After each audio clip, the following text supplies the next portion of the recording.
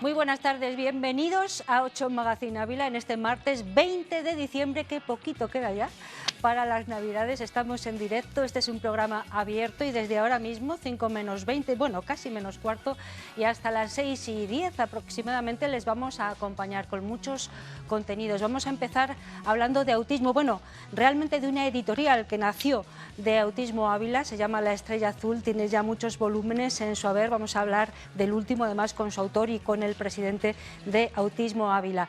Este no es más que el primero de muchos asuntos, miren. Además, conoceremos a la Capitana Optimista 2022, una distinción nacional que otorga la Fundación Hospital Optimista y que está a punto de recoger Raquel Jiménez, técnico en cuidados de enfermería abulense. Nos haremos eco de la exposición que alberga el Museo de Ávila, Miradas ocultas en el museo. Y tendremos tertulia. En esta última tertulia del año hablaremos en profundidad del espíritu navideño.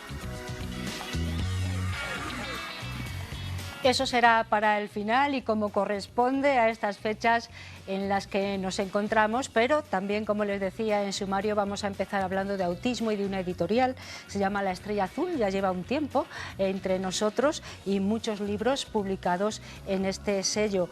Gerardo Herrera, que es el presidente de Autismo Ávila, nos acompaña. Buenas tardes, Gerardo. Hola, buenas tardes, Ana. Encantada de tenerte aquí, Muchas bienvenido. Gracias.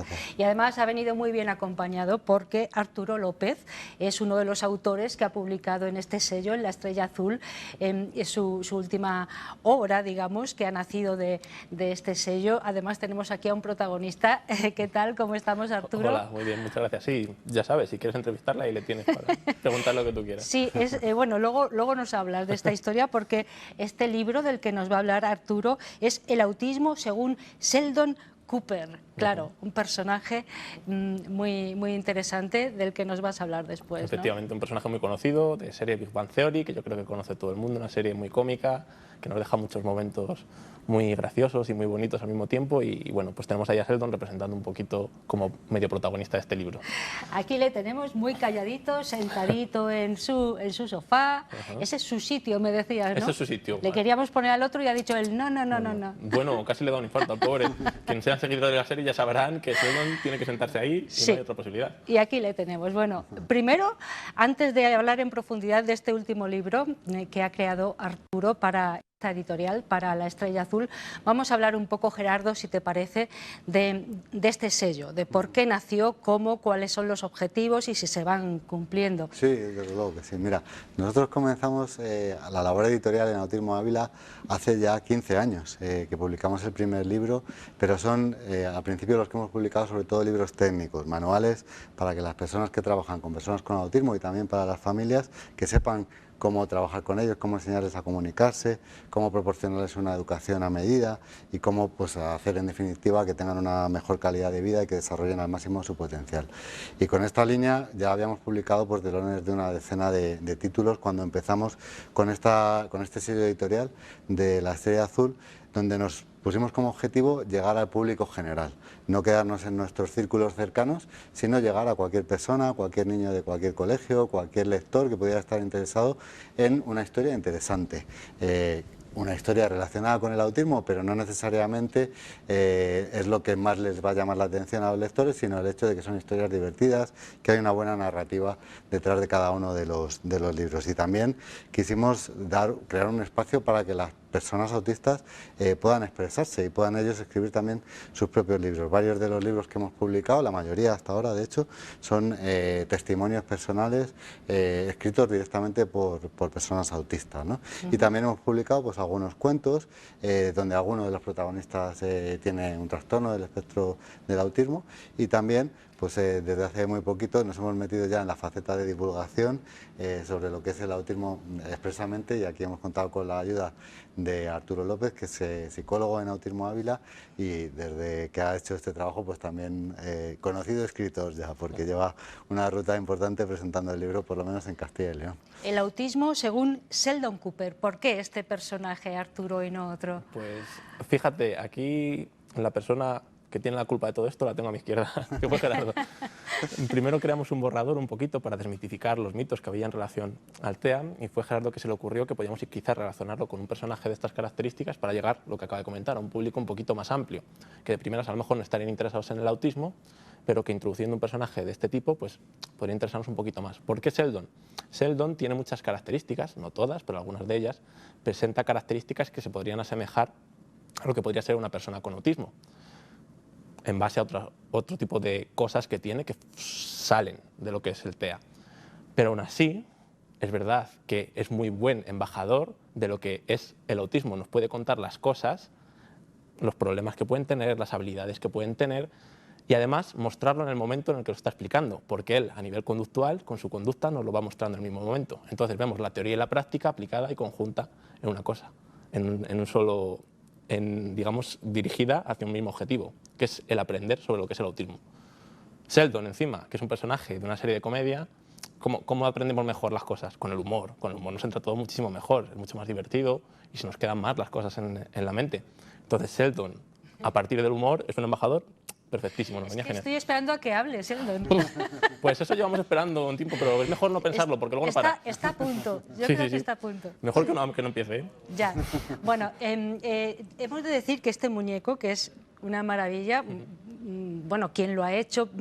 Porque lo ha hecho expresamente para la ocasión, para presentar sí, es un profesional este trabajo, ¿no? De Plan Puppet se llama.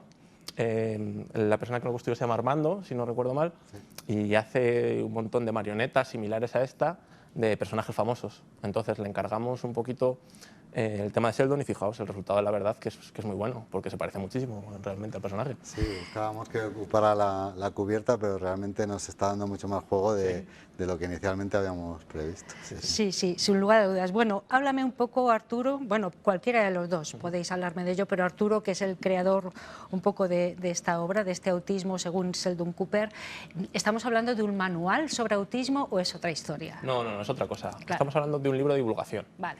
Entonces, es una obra que tiene el objetivo de llegar al máximo público posible para que se aprenda lo que es el autismo y lo que no es el autismo. Es decir, desmitificando todos los estereotipos que tenemos en relación al TEA. Es verdad que hay libros dirigidos a familias, dirigidos a profesionales o dirigidos al público general de divulgación que intentan hacer esto. ¿Qué le añade este libro que no tiene los demás? El toque de humor. Con el humor es un vehículo muy potente a la hora de transmitir información. Al final, sabemos por neurociencia incluso que las cosas que nos producen un estado emocional activan una zona que se llama amígdala. Esa zona está muy cerca de otra zona que se llama el hipocampo. Y el hipocampo lo que se encarga es de codificar los recuerdos. Entonces, si activo la amígdala, es decir, le doy una emoción positiva a lo que estoy estudiando, me voy a acordar mejor de ello. Y el humor genera una emoción muy positiva. Por lo tanto, por una parte, aprendo mejor, y segundo, la lectura se me pasa volando, porque estoy disfrutando y estoy viendo a ver qué es lo siguiente que va a pasar. Es como si fueran capítulos nuevos de la serie, realmente. O sea, se cuenta una historia de un periodista que se dirige a entrevistar durante una semana a Sheldon Cooper. Y entonces van apareciendo diferentes personajes de la serie, pues como si estuviéramos delante de la tele, pero hablan del autismo. ¿No? Efectivamente. Ajá, claro, en una clave además divulgativa, como bien decías, ¿no, Arturo? Para que lo comprenda todo el mundo, ¿no? La idea es que los fans también pudiesen ver reflejado lo que acaba de decir Gerardo, como si fuese una extensión de la serie, como si fuese otro capítulo más que pudiésemos ver. Entonces, las bromas, el contenido un poquito va en esa clave de humor que representa lo que es la serie en sí misma. Así que esperamos que pueda llegar también a ese público. Tenemos aquí sobre la mesa, además de a nuestro protagonista, a Sheldon Cooper, sentado en su sitio, en su lado del sofá. Además de a él, tenemos una serie de libros que están dentro de este sello ya consolidado, ¿no? Que es La Estrella Azul. El último, el que está ahí en esa esquinita, es del que hablamos, para que le sitúe la gente, el azulito, ¿verdad? Bueno, dinos un poco qué es lo que nos habéis traído aquí. Pues mira, por ejemplo, Cómo ser autista es un testimonio de una persona pues, autista muy joven, de 19 años, que al poco de recibir el diagnóstico pues decide contar cómo ha sido toda su historia vital en su infancia y en su adolescencia, ¿no? Es un libro muy realista. Es un libro que te ayuda mucho a ponerte en la piel, ¿no? Que es muchas veces lo que estamos buscando cuando intentamos entender a una persona autista para poder darle los apoyos que necesita. Lo que nos gustaría, lo que pasa es que tenemos muchas limitaciones para conseguirlo, sería ponernos en su piel, ¿no? Pero porque tienen una forma de procesar la información y de pensar que es muchas veces tan diferente de la nuestra en algunos aspectos que nos cuesta mucho, ¿no? Hacer ese traslado, tener esa empatía con ellos, ¿no? Ellos, en cambio, viven toda su vida tratando de empatizar con nosotros, ¿no? Y a veces nosotros no lo intentamos con tanta frecuencia, ¿no? Y ella pues nos cuenta esa experiencia. El que está al lado, M de autismo, es un libro que está escrito por un grupo de chicas, adolescentes con TEA, con ayuda de una asistente de narración, donde se inventan un personaje que viene a contar todo lo que les ha pasado a ellas, y no solamente la vida de ese personaje, sino la relación que tiene con su madre, que es una relación pues también muy peculiar y que puede ayudar también a muchas personas a entender las situaciones que se pueden vivir en un hogar, ¿no? Donde hay una persona con TEA. Después, en el ámbito de literatura infantil, tenemos el libro de El camino de la luna, que es una historia sobre pues, la inclusión, sobre encontrar otras personas con capacidades diferentes con las que puedes congeniar y vivir una aventura estupenda, ¿no?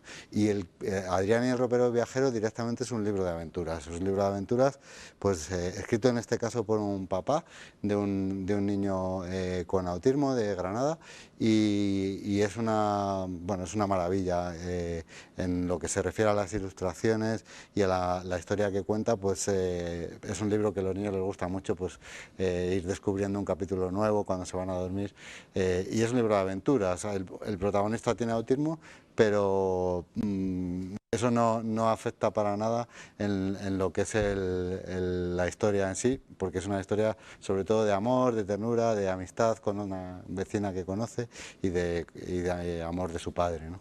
Bien, la vida cotidiana, ¿no? Exacto, En sí, todos sí. sus aspectos. Y el que está sobre ese libro del que nos habla ahora Gerardo es El autismo según Sheldon Cooper. No sé cuánto tiempo, Gerardo, Arturo, te ha llevado a escribir este libro y un poco la documentación, en fin, no sé. Sí, el proceso de escritura al final no fue demasiado largo por el hecho de que yo ya estaba trabajando en la Asociación de Autismo de Ávila. Entonces es verdad que dentro de la asociación nos gusta estar actualizados con todo lo que tiene que ver con el autismo. Utilizamos programas basados en la evidencia, sabemos pues, las características del autismo y estamos actualizados con las novedades que hay al respecto. Entonces el proceso de escritura no fue tan difícil como fue el proceso de intentar conseguir una licencia, digamos, para presentar un personaje, porque al final Claro. es un personaje que ya existe. Muy conocido, además. Muy conocido. Sí. Entonces, en este caso, estuvimos escribiendo, por una parte, a Bill Prady, a los creadores, a Chuck Lorre y a Bill Prady, los creadores de la serie. Les mandamos los manuscritos, pero no recibimos ninguna respuesta. Y también escribimos aquí a la Warner, que tiene los derechos un poco del personaje y de la serie. Y finalmente no conseguimos en sí la autorización, y por eso veréis que pone entrevista no oficial. Y lo que hacemos es precisamente esa parte de no oficialidad, pues nos guardamos ahí. Otra parte que es muy importante es que nosotros tratamos al personaje con mucho cariño, y para nosotros es un tributo a la serie. Es algo que nosotros no es un, digamos, no hacemos sarcasmo de la serie, ni nos tratamos de reír de la serie ni de sus personajes, no, es un tributo a lo que es la serie. Entonces intentamos ser lo más respetuosos posibles con ella. Y la documentación en relación a la serie fue muy fácil porque la veo desde pequeñito y me he visto los capítulos 10.000 veces. Entonces, por esa parte lo cumplimos muy bien. Muy bien. Bueno, tú eres psicólogo de Autismo Ávila, nos decía Gerardo. No sé, Gerardo, ya casi para terminar, si tenéis algo entre manos, qué proyectos o otras obras ya a puntito de caramelo en el sello La Estrella Azul. Sí, tenemos bueno, tenemos varios, de hecho, o sea, hay ahora mismo 4 proyectos en marcha, pero bueno, los que van a ver la luz más próximamente, uno es de Cristina Leiva y Rocío Martínez. Es un cuento sobre también la amistad, en el caso de pues un niño que está en un parque y aparece una persona nueva, ¿no?, que es Violeta, y quieren que se haga su amiga, y tienen que tratar de entender cómo piensa Violeta, cómo comunicarse con ella hasta que lo consiguen, ¿no? Y bueno, ese es uno de los cuentos que vamos a publicar próximamente. Después tenemos otro que seguramente se llame Ana corre, también escrito en este caso por un papá de una niña con autismo, que va a ser pues también reflejar esas situaciones que tienen a veces las personas con TEA de sobrecarga, que necesitan un poco escapar, ¿no? Y bueno, pues con unas ilustraciones muy buenas de Irene Bofill hemos conseguido un resultado espectacular que creo que va a funcionar también muy bien. Al final son libros que yo creo que van a hacer que las generaciones del futuro conozcan el autismo de una manera cercana, de una manera amable también, y que incluso puedan apreciar los aspectos divertidos, ¿no? Como decía Arturo, porque eso les va a ayudar a que esas historias les calen, ¿no? Y que esos conceptos pues se les queden para siempre. El tema de la amígdala, con eso me he quedado yo. Sí, es muy interesante eso. Sí. Sí, a mí me gustaría agregar una cosa que ha dicho Gerardo, que es muy importante, que es cuando ha dicho las personas con autismo viven en el mismo mundo que nosotros. Claro. ¿Qué pasa? Que nosotros muchas veces nos hemos centrado en dar apoyos a ellos, en que ellos nos entiendan, y se nos olvida que nosotros les tenemos que entender a ellos. Nosotros muchas veces nos tenemos que ajustar a lo que ellos necesitan, y se nos olvida esa parte, y es muy importante. Y para eso está este tema de divulgación un poquito, a partir de los cuentos, ir naturalizando y aprendiendo que nosotros también nos tenemos que adaptar a ellos, no pedirles el 100% del esfuerzo a ellos. Nos lo están contando Arturo López, que es el autor de El autismo según Sheldon Cooper, que tenemos aquí, y Gerardo Herrera, que es el presidente de Autismo Ávila. Estos libros los podemos encontrar en todas las librerías. Este sello, La Estrella Azul, está, bueno, muy bien identificado, ¿no? Exactamente, sí, es una editorial como cualquier otra. Pues os agradezco muchísimo que hayáis venido aquí a contarnos todos estos proyectos. Los próximos, esta es vuestra casa para todo lo que queráis. Entonces, muchísimas gracias. Gracias por traernos a vuestro personaje último, aunque hay muchos más. Gracias por todo esto que nos habéis contado y por el trabajo que hay detrás. Arturo, Gerardo, muchísimas gracias. Muchas gracias a ti. Y felices Pascuas. Igualmente. Que os vaya muy bien. Ya sabéis que a la vuelta de las Navidades, si queréis contarnos más cosas, aquí estamos. Muy bien. Gracias. Vamos a hacer una pequeña pausa publicitaria, a ver si charlamos un poco con Sheldon. Mientras tanto, no se muevan mucho, que volvemos enseguida.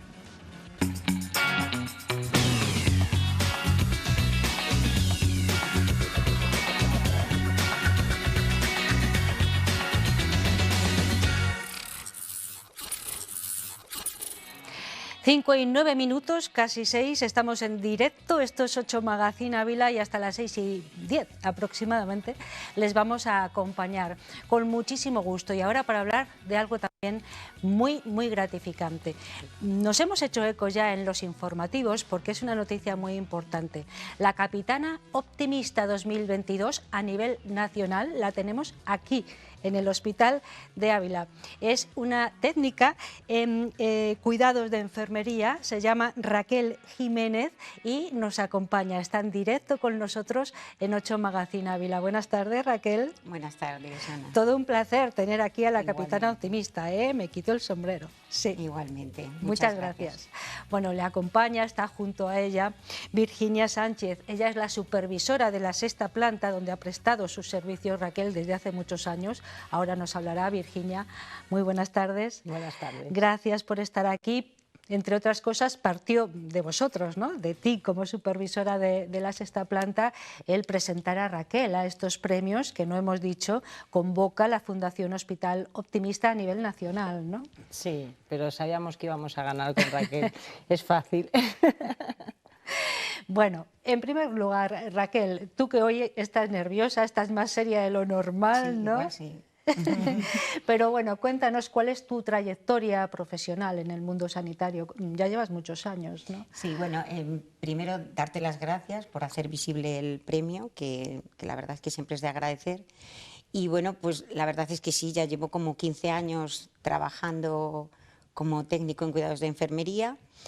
Y bueno, pues hasta que he acabado así, un poco por mis compañeras, otro poco por Virginia, que animaron a que se hiciera esto y bueno, que al final ha salido muy bien, que ella dice que sí que apostaba todo, pero no, yo no lo tenía todo muy seguro.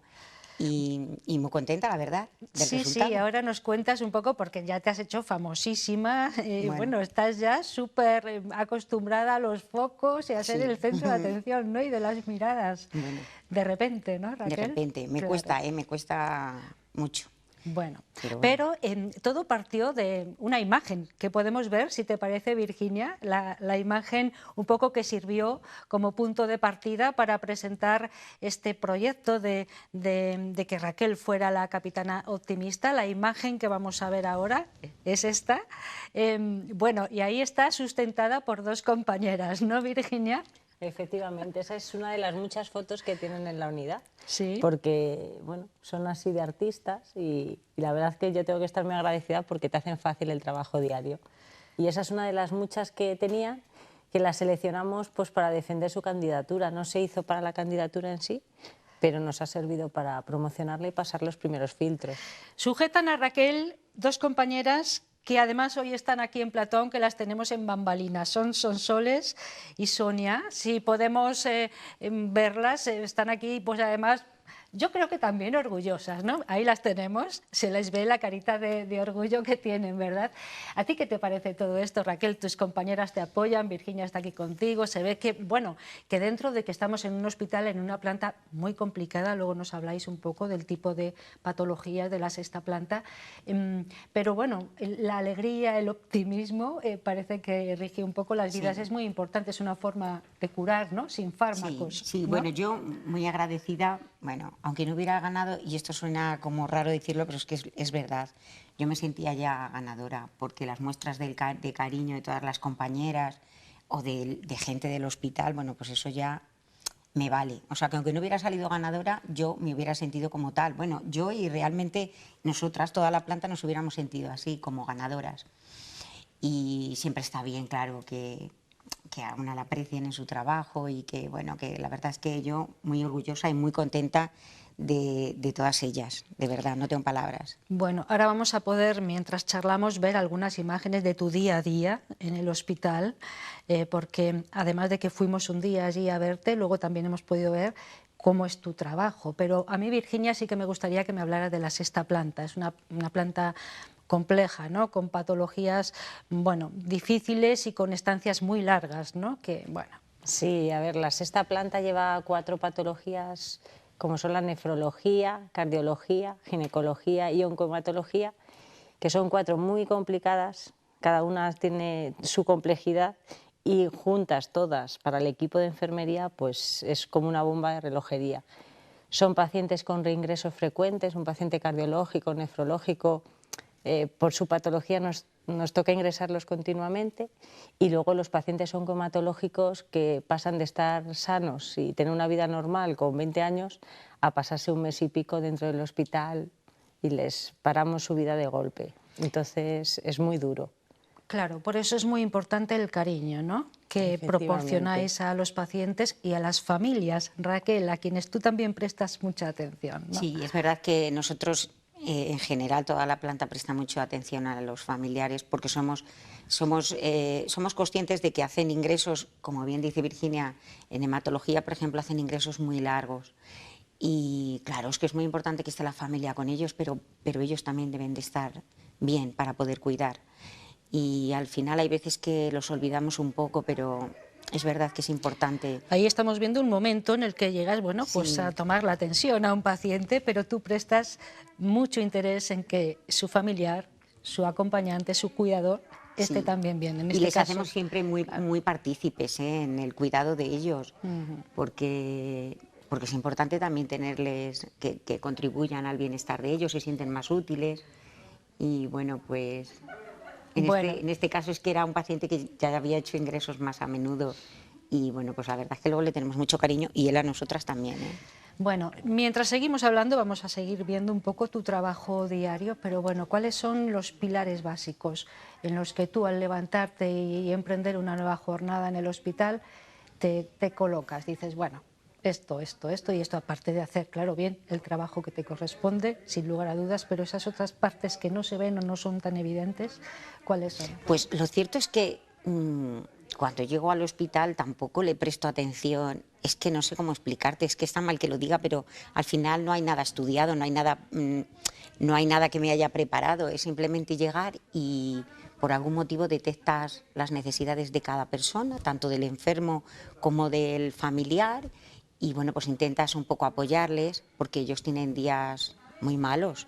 Tienen días muy buenos, pero también muy malos. Pero al igual que ellos, igual el familiar, que el familiar se puede venir muy arriba y ponerle mucho optimismo y coger un día y la cosa que no vaya bien y tienen derecho a coger el optimismo y pegarle una patada, llorar y es que además es necesario que lo hagan, porque hay veces que es necesario que lo hagan. Con lo cual entras en una habitación y intentas detectar, no sé, es que hay veces que es simplemente una mirada, no es más. O un buenos días y ya detectas en ese tono que puede haber. Entonces intentas pues, subirle un poco el ánimo, darles un poco esperanzas de que, bueno, de que todo se solucionará y bueno, estar ahí, escucharles, que es importante. Eso te iba a decir, porque cuando estuvimos viéndote en el hospital, luego podremos ver algunas imágenes también, hacías mucho hincapié en lo de escuchar, Sí. que es más difícil muchas veces, ¿no? Sí, es más fácil hablar que escuchar. Sí. Escuchar es un poco más complicado, pero siempre hay que sacar un rato para... Entiendo que es un poco complicado porque no siempre se tiene ese tiempo, pero intentamos buscarle, aunque solamente sean 3 minutos, como para sentarnos y escucharles, pero escucharles activamente, no es escuchar, sentarte, escuchar y que te cuenten el problema y tal, sino bueno, intentar empatizar con ellos, ponerse Ser asertiva, ¿no? Claro. en su lugar y bueno, pues detectar esas carencias que en ese momento pueden tener, que es importante también. Virginia, como supervisora de la planta, cuando el ambiente es así, es agradable, hay empatía, como ya dice, hay cercanía, también el bienestar del paciente y del familiar es más evidente, ¿no? Sí, pero dentro de que está enfermo y de que a lo mejor tiene una patología muy importante, ¿no? Pero es algo que tiene que hacerlo todo el equipo. Claro. Ella dice, es que me sale solo. Es verdad que yo tengo la suerte que todo el equipo es capaz de ponerse en el lugar del que tienen en la cama. Es como una prioridad. Y ya es lo que yo les pongo como obligatorio cuando llegan nuevas a la planta, es que lo primero que tienen que hacer es entrar a ver a sus pacientes, decirles cómo se llaman ellos y saber cómo están. Y luego empiezas a hacer las tareas. A mí que no tardes, no me importa, pero que crees ese clima de confianza con ese paciente, que sepa que te puede pedir ayuda. Porque si alguna vez estés en un hospital ingresados, pues hay muchísimas rutinas, hay muchas obligaciones que hacer y a veces lo que dejamos en el último lugar es el plano humano de las personas. Llega el médico, le explica no sé cuántas patologías, lo que le va a hacer, lo que le va a tal, y no le ha explicado cómo te sientes, tienes miedo, estás asustado, tranquilo, que esto es normal. Y a lo mejor una cosa que a nosotros nos parece como rutinaria y que no genera un problema, al paciente es lo que se le está haciendo un mundo. A lo mejor no le importa el diagnóstico de una tumoración de tal tipo, si a él lo que le preocupa es si va a poder hacer pis en el baño mañana porque no me has dejado moverme de la cama. Son esos pequeños detalles que a veces por las prisas y por hacernos cada vez más técnicos se nos olvida. Y para mí siempre en mi trabajo ha sido algo fundamental y procuro motivar a todo el equipo para que eso sea lo básico. Parte del equipo está aquí, está allí, al fondo de este plató. Raquel es nuestra capitana optimista 2022. Además es un nombramiento nacional. Esto, bueno, tiene un peso específico y no sé cuándo es, cuando realmente recibes ese galardón. Recibimos el galardón el 16 de enero. ¿El 16 de enero dónde? En Valencia. En Valencia, que es donde está la sede, ¿no?, de la Fundación Hospital Optimista, me parece. Sí, es donde ellos tienen la sede. Lo han hecho en diferentes años en diferentes lugares. Hicieron una vez en Madrid, creo que fue, y no sé si otra fue a lo mejor en Albacete, y ahí confundo. Luego los demás han sido siempre en Valencia. Pero nace de la intención de buscar la humanidad en los profesionales.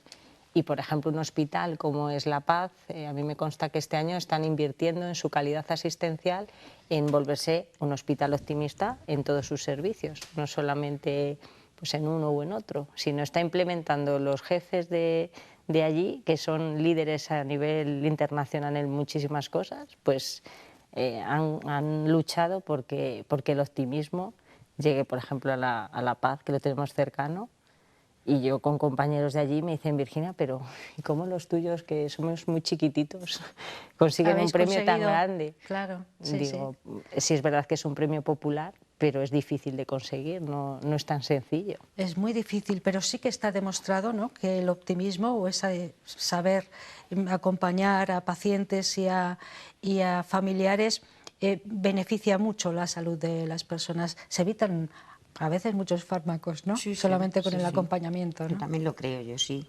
Creo que si hubiera alguien que esto lo llevara a hacer números, posiblemente en números también se ahorraría mucho, ¿eh? Parece una bobada, pero yo creo que sí.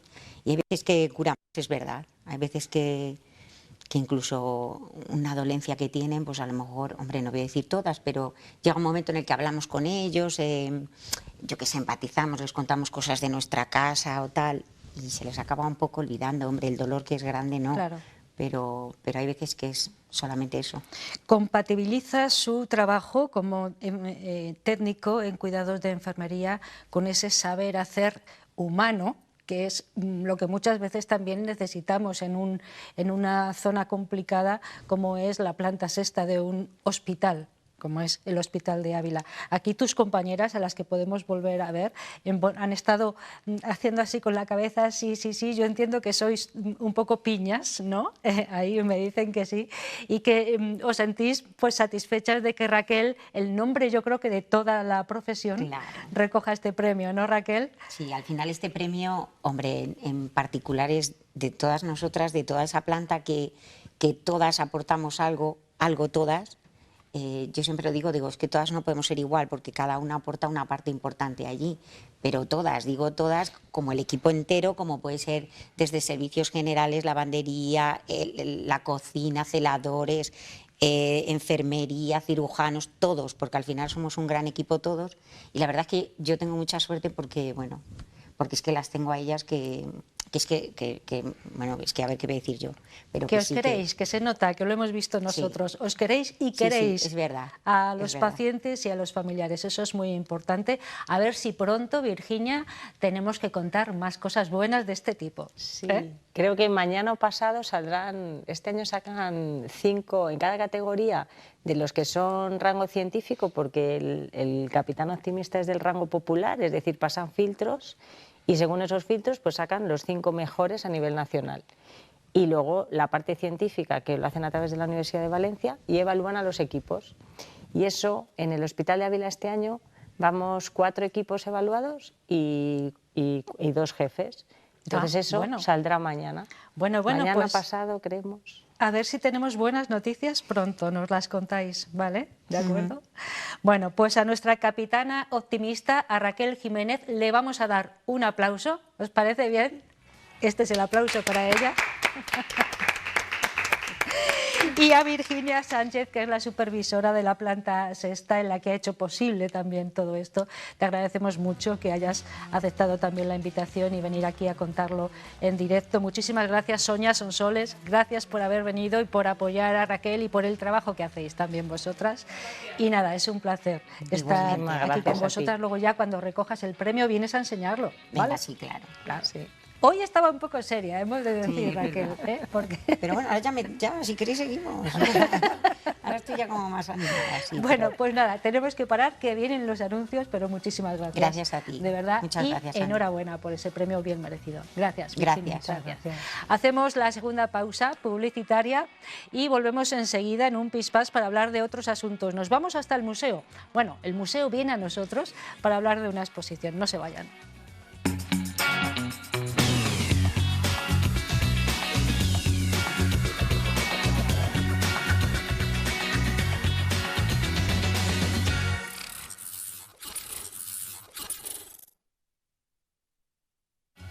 Cinco y media, aquí estamos puntuales después de la publicidad, les vamos a acompañar hasta las 6:10 aproximadamente. Si nos ven por la noche, a partir de las 10 de la noche les repetimos de manera íntegra todo el programa. De momento ahora nos vamos a centrar en una exposición que se muestra en el Museo de Ávila, el Museo Provincial, que todo el mundo conoce. Se llama Miradas Ocultas en el Museo de Ávila, y para hablar de esta exposición tenemos con nosotros a la conservadora del Museo de Ávila, Sonsoles Grande. Buenas tardes, Sonsoles. Hola, buenas tardes. Y a uno de los autores de la exposición. Es una exposición fotográfica muy peculiar, muy particular. Él nos va a hablar de la parte más técnica, seguramente. Es José Luis Díaz Segovia y es fotógrafo. Buenas tardes, José Luis. Buenas tardes. Bueno, empezamos por Sonsoles, si te parece. El museo no solamente ofrece al visitante, bueno, pues una serie de elementos recuperados de zonas antiguas, nos muestra la historia, sino que también se hace eco de otras manifestaciones culturales que se desarrollan en la ciudad, en este caso en el propio museo, como es esta exposición, ¿no? Eso es. Los museos somos las instituciones que debemos garantizar la conservación y difusión del patrimonio. En el caso de los museos provinciales, pues lógicamente ese patrimonio va a estar principalmente representado por los bienes más característicos de nuestra ciudad. Y he de decir que debo excusar al director del museo, Javier Jiménez Gadea, porque justamente hoy está en Oviedo, y bueno, de alguna manera eso hace entender un poco el funcionamiento interno de la institución. Los museos prestamos obras y en este caso, bueno, pues en el Museo Arqueológico de Oviedo van a hacer una exposición y en este caso, pues, el director ha tenido que ir con las obras a hacer la figura de correo, por así decir, acompañando a las obras que, bueno, pues en este caso van a representar el Museo de Ávila, pero en Oviedo. Vale, claro, Javier está allí, por eso te tenemos aquí y a ti, que nos encanta que nos hables un poco del trabajo del museo y de cómo habéis acogido esta exposición que... Tenemos que decir, nace de la Asociación de Amigos del Museo de Ávila. Jesús María Sánchez Dilián es su presidente, además colaborador nuestro.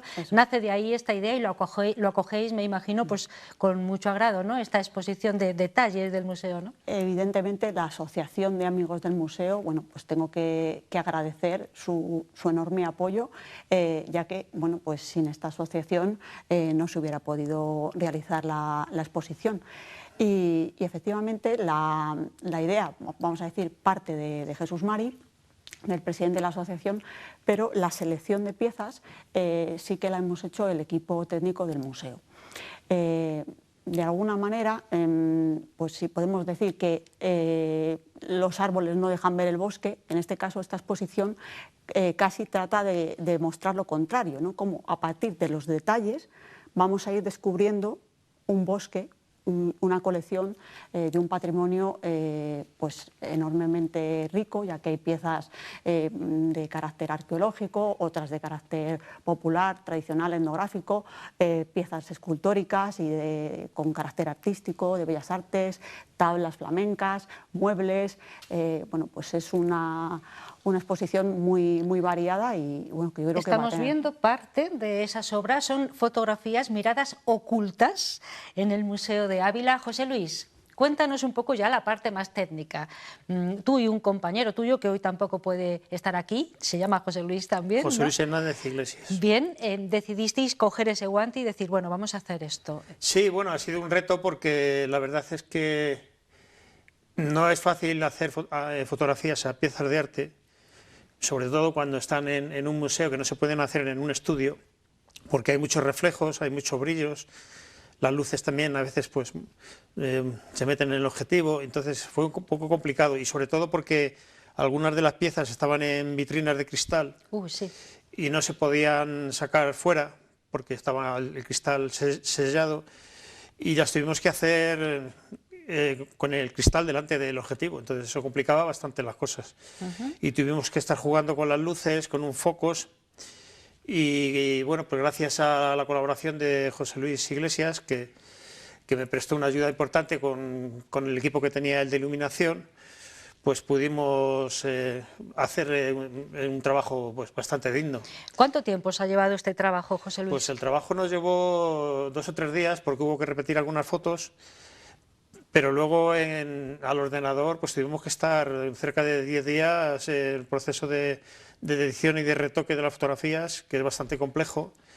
Pues nos llevó muchas horas, muchas horas. Claro, este trabajo que habéis realizado y esta exposición permite una interacción, ¿no?, con el espectador, porque tengo que identificar a lo mejor qué pieza es la que estoy viendo en detalle ahí en ese momento, ¿no? Eso es muy interesante también, nos hace inmiscuirnos un poco más en lo que hay en el museo, Sí, ¿no? es una especie de juego, se trata de descubrir dónde están hechas esas fotografías, porque muchas veces cuando vamos a ver una obra de arte, pues nos fijamos en la pieza en general, pero no nos damos cuenta que tiene detalles que son muy interesantes. Por ejemplo, pues una moneda romana del tamaño de una moneda de 2 céntimos de euro, pues la hemos ampliado, hemos hecho una fotografía con macro, la hemos ampliado mucho y se aprecian cosas que a simple vista no se ven. Sonsoles, ¿habéis detectado en el público que acude al museo interés en la exposición y en buscar, como dice José Luis, dónde está la pieza para poder un poco ver la diferencia con la fotografía, en fin? Pues sí, y bueno, tengo que decir que la exposición no ha hecho más que empezar porque se inauguró el día 13 de diciembre y va a estar un mes, un poco más de un mes, hasta el 15 de enero. Y bueno, pues yo creo que ahora que justamente abarca todo el periodo vacacional de los niños, del colegio, pues es una exposición que se presta a ser visitada en familia y como decía José Luis, pues casi como un juego de pistas.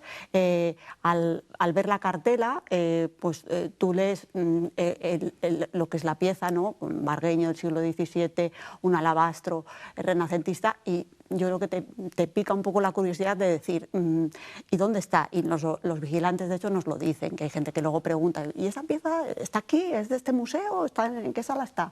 O sea, que yo creo que sí va a ser una forma de ofrecer nuestra colección permanente, que ya digo que refleja lo que es el patrimonio abulense de otra manera. O sea, atraer público que de sobra conoce el Museo de Ávila, pero que le vamos a mostrar unos detalles en los que a lo mejor no se ha fijado, aunque haya visitado muchas veces el museo. Miradas ocultas en el Museo de Ávila es una exposición que se ha inaugurado recientemente hasta el día 15 de enero, ¿verdad, Sonsoles? Va a estar abierta hasta el domingo, para que el público pueda, mientras disfruta del museo y de todo lo que contiene, de esa exposición permanente, porque también hay unos fondos, bueno, inmensos que ojalá algún día podamos verlos y disfrutarlos, pero bueno, hasta el 15 de enero se puede ver, gracias al trabajo de José Luis Díaz Segovia y de tu compañero Y de José Luis Iglesias. José Luis Iglesias, que no ha podido hoy estar aquí con nosotros, pero a quien nos gustaría también a través de ti agradecer ese trabajo.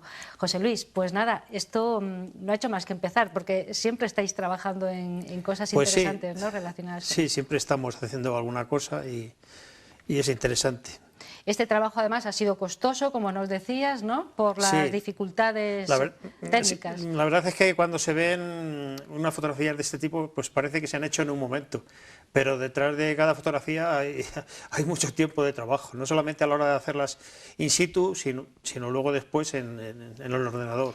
Bueno, les invitamos a que vean la exposición in situ, porque es muy interesante, y a que luego descubran dónde están esas piezas y vean el contraste de la fotografía y la pieza. Sonsoles Grande es conservadora del Museo de Ávila, viene aquí representando a la institución, porque Javier, su director, está representando a la institución en otro lugar, ¿verdad? Eso es. Gracias, Sonsoles, por haber estado aquí, por aceptar nuestra invitación. Muchas gracias. A vosotros. Y José Luis Díaz Segovia es uno de los fotógrafos de esta muestra. ¿Cuántas fotografías, que no lo hemos dicho? Son 39. Casi 40 fotografías que se muestran en el Museo de Ávila y que ofrecen una semblanza diferente de alguna de las piezas del museo. Muchísimas gracias, José Luis.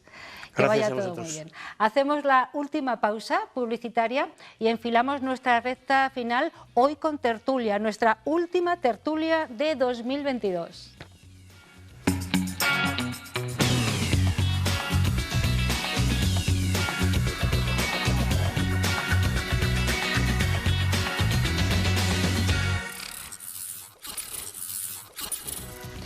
Ya estamos aquí enfilando recta final de 8 Magazine Ávila en este martes 20 de diciembre. Estamos a las puertas de las Navidades y como esta va a ser la última tertulia de este año 2022, hoy hemos planteado la posibilidad de hablar, ¿a qué no saben ustedes de qué? Del espíritu navideño. Estamos a punto de sumergirnos en una época del año que a nadie deja indiferente, la Navidad. Más allá de su significado religioso, que a veces es el gran olvidado, queremos hoy reflexionar sobre el espíritu navideño que nos amenaza en estas fechas. Digo amenaza porque se convierte en una actitud prácticamente obligatoria, aunque transitoria, por otro lado, que a muchas personas les ocasiona cierta ansiedad e incluso, fíjense, tristeza. Cuando algo no va bien, cuando hemos sufrido una pérdida, cuando estamos solos, cuando nos faltan recursos básicos, vamos, en una vida cotidiana, con sus sombras, se hace difícil sobrevivir al espíritu navideño. ¿O no? Quizás nos salve esa visión buena de la vida. En cualquier caso, de eso queremos hablar hoy en nuestra tertulia, a las puertas de los encuentros y las celebraciones, y lo vamos a hacer con Rubén Jiménez. Buenas tardes, Rubén. Buenas tardes. Pablo Martín, buenas tardes. Buenas Pablo tardes. Y Esther Bueno, a quien estamos esperando porque todavía no ha llegado. Está a punto de caer como No el gordo de sabemos. Navidad. No sabemos dónde está. ¿Habrá venido con el reno? Yo pensé que Está estaba aparcando. todo preparado y cuando has dicho "¿A que no saben ustedes de qué vamos a hablar?" Y yo digo, va a decir del Tribunal Constitucional. Y es que el sector conservador nos hemos cargado al sector progresista. Sí, sí, sí. Nos hemos cargado al sector progresista ahora mismo, que no sé si vendrá o no vendrá. Bueno, en teoría ha dicho que estaba llegando, pero no sabemos. Bueno, cuando Venga, llegue, pobre. si llega, se incorpora a la Esto demuestra tertulia. que estamos aquí en directo, Estamos ¿verdad? en riguroso directo. Y vaya, pasan hombre, estas hoy cosas. es nuestra última tertulia del año y nos falta una contertulia. ¿Qué les parece? Bueno, en fin, ¿quién quiere empezar con esto del espíritu navideño? Bueno, Venga, Rubén. Yo siempre soy, ya lo decía, yo creo que en otra tertulia, de los que piensan que hay una Navidad para cada persona. Y efectivamente, pues cada uno lo vivimos desde nuestra forma de ser, de nuestra experiencia, de nuestros bagajes, vivimos nuestra Navidad. No es lo mismo cómo vive la Navidad los niños, cómo lo viven los adolescentes, los padres con niños pequeños, los padres con niños mayores, los abuelos. Yo creo que cada uno tenemos una forma distinta de ver la Navidad desde el punto de vista religioso, desde el punto de vista matemático con el gordo, que también podemos Bien. Ah, decir pues de eso podemos hablar luego. de que no, a ver la probabilidad de que nos toque, ¿Hay que nos toque el probabilidades? gordo. Muy poquitas, muy poquitas. Hay un vídeo que se hace viral todas las Navidades, desde hace 3 o 4 Navidades, de un compañero de la Sociedad de Profesores de Matemáticas de Madrid, que me parece que salió en el telediario de la 1 en su momento, y simula lo que es el gordo. Entonces coge 3 bolsas de arroz. Entonces, por el peso, por el número, dices, estos son todos los décimos de lotería. Y solo uno, tú imaginaos, 3 bolsas de arroz en un bol grande, y uno lo pinta de morado. Lo mete y le pregunta a los viandantes, dice, ¿cuál es, ¿usted cree que le va a tocar? Y dice, imposible, ¿cómo me va a tocar un arroz solo entre 3 bolsas? Y dice, pues esta es la probabilidad de que le toque el gordo. Parece que es un símil Bueno, estupendísimo, sí, ¿verdad? sí. Bueno, se nos ha caído el alma a los pies. No, porque... Oye, Porque al final la lotería, igual que esto del espíritu navideño, A va ver. de eso, ¿De qué de va? ilusión. Yo la verdad es que soy muy partidario de la Navidad y poco partidario de los espíritus. Me explico. Explícate, sí, para Sí, que nos porque entendamos. parece que, lo has dicho muy bien en la introducción, que esto de la Navidad es un estado afectivo, Obligatorio, casi. obligatorio, Sí. porque estamos en Navidad, ¿cómo vas a estar triste? ¿Cómo no vas a consumir? ¿Cómo no vas a ir? ¿Cómo no vas a viajar? ¿Cómo no vas a...? Y se nos olvida quizá la otra parte, ¿no? Que independientemente de lo que uno crea, las fiestas configuran una manera de estar, ¿no? y de entender el tiempo, el mundo, las relaciones entre las personas, y la Navidad es una fiesta para todos, para todos. Sustituirlo por un estado de ánimo, claro, es más fácil manipular y es más fácil venderte luego el Cortilandia y estas cosas, pero yo soy, ya digo, más partidario de lo que es la Navidad como fiesta, que ese espíritu, pues no tiene derecho a estar triste en Navidad, ¿por qué no? Claro, y es que y se siente hasta mal cuando no puede participar de esa alegría No echa o de de menos estas... a alguien querido que ha Claro, fallado es este que año. la vida está completamente rodeada de situaciones que no son las idóneas para poder estar Pero es feliz. verdad que te lo tomes como que te lo tomes la Navidad, lo que es verdad, da igual, es la época del año que más carga emocional tiene. Del tipo que sea, de felicidad, de tristeza, de añoranza, por de qué? pena. Bueno, pues yo creo que es por tradición, ¿verdad? Por la época que nos juntamos todos, tú echas de menos al que no está, luego el alrededor, el consumismo que hay alrededor, el quedar con tanta gente que no ves durante el año, que vuelven a casa por Navidad, como en el anuncio, y al final recuerdas lo que decía al principio, los bagajes, las historias que tienes detrás. Bueno, Hola, Esther. Hola, ¿qué tal estáis? Esther, bueno. Lo siento, ha sido por avatares navideños, del tráfico abulense que en esta época está, y lo siento que llega un Lleno poco de tarde. espíritu navideño, De está el espíritu tráfico. sí, y las calles, entre otras cosas. A ver, ¿tú cómo lo ves esto del espíritu navideño? Habíamos hecho una Pues- introducción que, bueno, no has podido escuchar aquí, pero bueno. Bueno, pues yo he Hay pasado pros y contras. He pasado por varias etapas a lo largo de mi vida. Cuando éramos niños, pues era muy guay todo, ¿no? A mí me encantaba. Luego he pasado una etapa escéptica. Y cuando nació mi hijo, pues otra vez, quizás con los niños es con lo que más se recupera un poco este espíritu de Navidad, ¿no? De vivirlo con más intensidad. Y otra vez, o sea, ha sido como una ola. Y ahora de repente, pues he puesto el nacimiento, el árbol de Navidad, luces por todas partes. Es decir, que lo vivo de una forma un poco discontinua, digamos. Vale. Personalmente, y espiritualmente, pues no sé, me parece una cosa pues demasiado puntual, consumista y demás, sí, como decíais. Como los tres estamos en educación, no sé si estáis conmigo, que en muchas empresas, en muchas asociaciones, en muchas familias, las Navidades hacen bagaje del año, pero en educación no. En educación es un parón mínimo Es verdad, de 3 sí, semanas, es porque verdad. nuestra Nochevieja es en junio y nuestro Año Nuevo es en septiembre.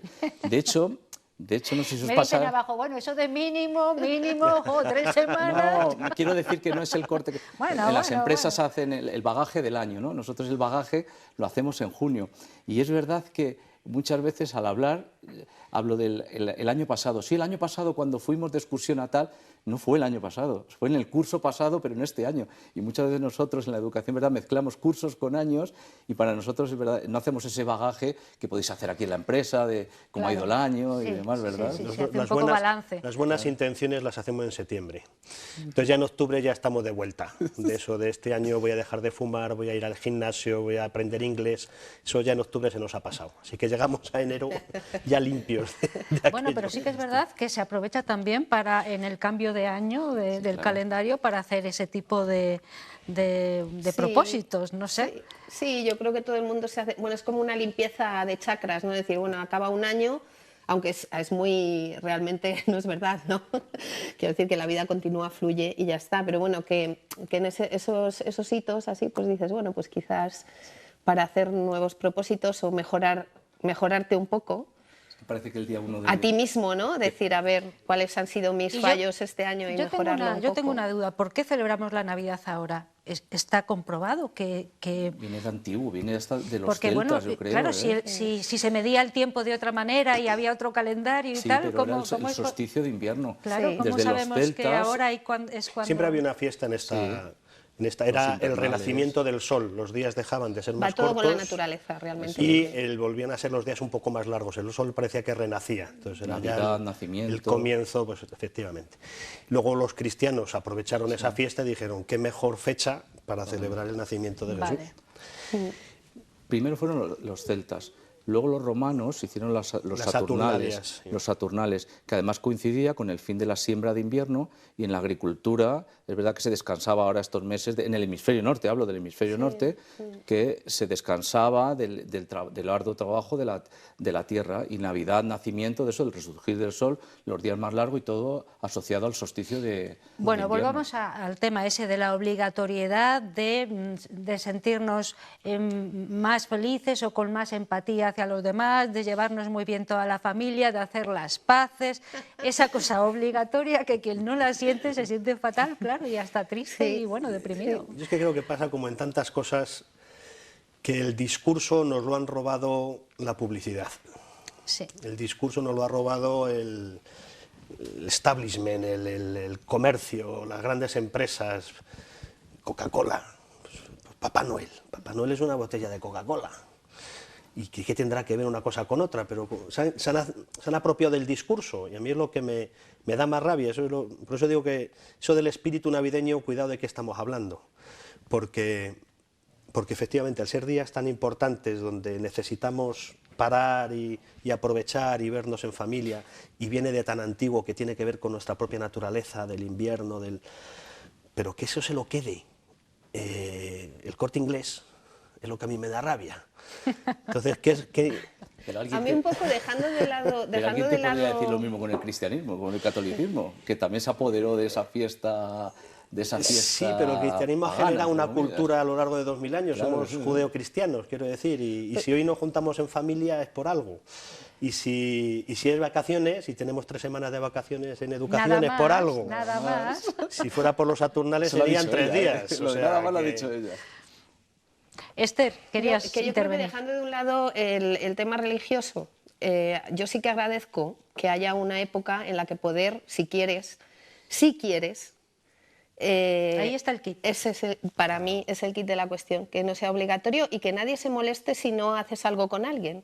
Que esto no puede, a veces no se entiende. Quiero decir, no se puede obligar a la gente a hacer cosas o sentirte obligada psicológicamente a hacerlo, si realmente no quieres hacer. Ir con la familia el día de Nochebuena. Pues a lo mejor no eres más feliz, a lo mejor tomando un café después de comer un rato y no estando todo el día, o no sé. Pero esas cosas de lo obligatorio... A mí es lo que no me gusta. Sí que agradezco que haya una época, pues eso, que tengamos a lo mejor más días libres, que podamos hacer nuestros planes personales con nuestros amigos que no vemos o con nuestra familia o lo que sea. Pero yo creo que la obligatoriedad esa que te pesa en la cabeza y también el recuerdo de gente que no está, yo creo que para mí esas dos son los principales hándicaps navideños. Es que el hecho de que coincidan las vacaciones de muchísima gente en estas fechas, porque en verano cada uno está las vacaciones en sus 15 días, sus semanas, pero aquí todo el mundo las tiene, entonces aprovecha para volver a casa, para comer con la familia, y eso es lo positivo, claro, que ves amigos que hace mucho tiempo que no ves. Y luego en el tema religioso yo entiendo pues que es una época muy especial, ¿no? Y que bueno, se vive de una forma intensa, de otra forma también, ¿no? Es otra forma de vivirlo, y yo creo que los católicos practicantes lo viven de una manera muy, muy intensa, ¿no? Ojalá. No, yo creo, mira, incluso mi marido es holandés y recuerdo que mi suegra, que cuando vivían mis suegros, íbamos siempre en Nochebuena a Holanda, y ella no era religiosa, de ningún tipo de religión, pero iban a la misa del gallo. Es que es cultural. Era una cosa que no se podía explicar muy bien, porque ellos no practicaban ninguna religión, pero iban a la misa del gallo. Quiero decir que luego hay cosas a lo mejor que se quedan ahí en el imaginario colectivo de cosas religiosas que van a la cultura también, ¿no? Es que no podemos entender la vida, la historia, el momento en el que estamos, simplemente borrando todo lo anterior. Claro. O sea, podemos decidir luego ser lo que queramos. Si uno quiere creer, que crea, que no crea, ser una república, una monarquía, me da igual, cualquier el ámbito, hacia el futuro somos libres.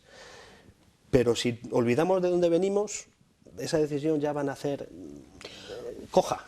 Quiero decir, por eso el relato... Nuestras raíces, quieres decir. Sí, pero a mí sí que me gustaría que... Y luego cada uno que celebra lo que quiera, pero que sepa de dónde vienen las fiestas. A mí sí que me gustaría en el tema, aunque un día habláramos sobre el tema religioso, el hecho religioso, y te lo pongo sobre la mesa. Sí, me lo apunto, mira. Porque en este tema, por ejemplo, de la Navidad, yo que tengo muchos alumnos de nacionalidad china, y noto que hay una falta de ciertos, no te voy a decir valores como yo que sé, solidaridad o amor, no, pero sí una falta de estructura en cierta, no sé cómo explicártelo, en ciertos valores que nosotros sí tenemos, y viene culturalmente por todo, por lo judeocristiano y lo no judeocristiano, pero también por esa cultura que tenemos nosotros religiosa, Occidente, ¿sabes? Lo que ha sido Occidente. Sí, y ese es un debate que estaría bien porque se vive de la religión.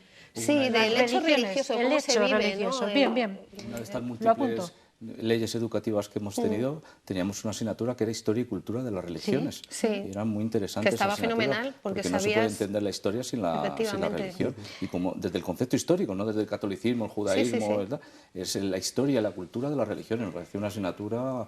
Sí, porque la religión también es filosofía, son valores humanos, ¿no? Porque al final es un código de conducta. Cada religión es un código, no matarás, no robarás, no harás... Al final son códigos de conducta que se iniciaron, en mi opinión, para que la gente sobreviviera en sociedad, ¿no? Porque que no fuera una jungla. Que no fuera una jungla. Claro. Entonces, como códigos de conducta, yo creo que es muy interesante, que no vienen del Estado, algo dictatorial, sino de una cosa íntima, ¿no? Nos quedan, no sé, 3, 4, 5 minutos yo creo, ¿eh? por ahí. No, es que has venido tarde, eso es lo que ha pasado. Es que has venido tarde, no te lo vamos a perdonar. Ha recuperado, ¿eh? Claro, Ha recuperado. Nos quedan, bueno, vamos a pensar que 5, ya nos dirán en realización. Sí. Y sí que me gustaría hablar de la lotería que tú decías, porque la Navidad, aunque cada vez nos la anuncian con mucho tiempo de antelación más, cada vez con más tiempo de antelación, no empieza realmente hasta que no están las bolitas y el bombo ahí, pim, pim, pim, pim, ¿verdad que sí? Y él decía que no tenemos probabilidad ninguna. No, que no tenemos, que la probabilidad es muy baja. Como matemático lo ha dicho. Yo me le creo. Pero si algo, si algo ha hecho ¿cómo se llama? El organismo de las loterías, es vendértelo como ilusión, como compartir, porque si hubieran perdido ese estilo publicitario probablemente se venderían menos décimos, pero ellos te lo venden como la ilusión, el compartir un décimo con tus seres queridos, y además que te lo van vendiendo desde verano. Hombre, ahora ya es el verano. A ver si donde estás de vacaciones no va a tocar, pero que la probabilidad de que toque es baja. Hay otros juegos que la probabilidad es más alta, y aquí la esperanza, que en matemáticas dice la esperanza de que te toque es relativamente baja, son 100.000 números. Pensad que antes, cuando éramos pequeños, ¿no nos da la sensación de que antes os tocaba más que ahora? Antes entraban hasta el 80.000, ahora entran los 99.999, es decir, menos probabilidad que, no sé si llevan 10 años. Hay más números, quieres decir, sí, ¿no? eso es. Ah, vale. Antes, vaya. hasta hace, yo creo que 10 años. O sea, hay más números, que antes. Entran más números en el bombo. Antes no entraban hasta, me parece que era el 69.000, 70.000, y ahora ya entran los 99.999. Y fíjate si tiene esto un ritual también, y tuvimos de excursión el otro día con el colegio al Teatro Real y no nos dejaron entrar en la parte del escenario porque estaban los bombos de Navidad. Estaba ya preparado. Y entonces prohibidísimo entrar, no podía entrar nadie allí. O sea, lo tienen ya... Una custodia total, claro. Y vigilado y controlado, pues un tema muy serio, claro. Sí, sí. Bueno, en este último tiempo que nos queda, yo quiero hacer una ronda de qué vais a hacer en Navidad. ¿Y qué propósitos os planteáis de cara al próximo año, al 2023, que vamos a hablar del hecho religioso y de otros asuntos? A ver, la tus Navidad, Navidades, ¿cómo se plantean? Con normalidad, con tranquilidad, pues comiendo y cenando con la familia, con amigos. Comiendo y cenando, todo. Sí, es verdad, porque al final se juntan con unos amigos por aquí, unos compañeros, la familia por aquí, al final pues se juntan varias comidas y varias cenas, porque también el derroche gastronómico de estos días es considerable. Bueno. Y no soy de hacer propósitos, ¿eh? No eres de hacer propósitos. No soy de hacer propósitos. Muy bien. Pablo. Yo de propósitos tampoco, pero por experiencia. Pues ya para qué voy a perder el tiempo proponiéndome algo que sé que no, pues soy muy flojo. Bueno. No, estas Navidades, yo como trabajo los días de fiesta, pues pero a la sombra y con vino, no me puedo quejar. Pues acompañando a tanta gente... Con pan y vino, o sea, del camino, ¿no? Es el mejor trabajo del mundo. Sí, sí. A la sombra y con pan y vino, pues eso imagínate. Quiero decir, no, pues acompañando a tanta gente que estos días pues lo quiere vivir con esa intensidad y ir en familia, aprovechando la familia y a los papás que están por aquí y a los sobrinos que viene uno en camino y bueno, pues... Qué bien, bueno. Todo esto. ¿Y Esther? Pues, aparte de poniendo luces como una loca por toda la casa. De luces como mi casa, pero aparte de eso, pues bueno, voy a ver a mi familia también de cenas y tal, pero sobre todo pues voy a estar con mis amigos por ahí de fiesta, tardeos y cosas así. O sea, yo me lo quiero pasar bien. Y como propósito, todos los años lo digo, empezar a saber decir que no a cosas. A la tertulia. Eso todo, no, a la tertulia no, no me fastidies, Esther, que me encanta, pero bueno, a cosas que es verdad que dices que sí muchas veces y no, esto es una cosa que nunca aprenderé, pero lo intento. Aprender a decir que no, es tu propósito. Ninguno de los tres hemos dicho viajar y es algo que yo creo que ha cambiado en los últimos años. Antes casi no se viajaba más que para volver a casa y ahora se viaja muchísimo en Navidades, o creo yo que se viaja muchísimo más, y antes no... Bueno, también es un año en el que la crisis nos tiene un poquillo convulsos, un poquito más, ¿no? Entonces igual la gente bueno, no quedas tú, que no lo has dicho, nos tienes que decir también nos tienes que decir tus propósitos y lo que vas a hacer. Yo, mi propósito es, pues no sé, que el año que viene venga bien, que no nos tengamos que sentir ni bien ni mal por obligación, que sigamos trabajando, que tengamos salud. Parece una tontería esto que digo, ¿eh? Lo de la salud es fundamental, claro. Fundamental. La mejor salud y lo demás ya veremos. Sí, sí. Y mi propósito es que me toque la lotería. A ver si puede ser. Os invito luego a todos a algo. Vale. Bueno, de todas formas, yo espero veros el año que viene. Hombre. que está ahí a la vuelta de la esquina en el 2023. Que no el curso que viene, que pues nos queda mucho. El año que viene, el natural, el curso ya todavía queda un montón y seguiremos hablando de educación. Y si está aquí Julio Collado ya ni os cuento, ¿no? Sí. Hubiéramos hablado de los deberes de los niños, seguro. Segurísimo. Bueno, Rubén, Esther, Pablo, feliz Navidad a los tres. a todos. Y si no, bueno, que sea tranquila, que estéis a gusto, que estéis lo mejor posible y ya está. ¿Vale? Igualmente. Muchísimas Igualmente. gracias. A ustedes también les damos las gracias por habernos acompañado este martes. No les despedimos ya hasta el año que viene, no, porque mañana tenemos una cita, eso de las 4:30, 5 menos 20, para compartir otros contenidos. Serán los de mañana. De momento, hoy ponemos el punto y final, deseándoles, bueno, pues que estén lo mejor posible, que sean todos lo felices que puedan y que se lo pasen muy bien. Mañana les espero. Hasta mañana. Gracias a los tres. Gracias.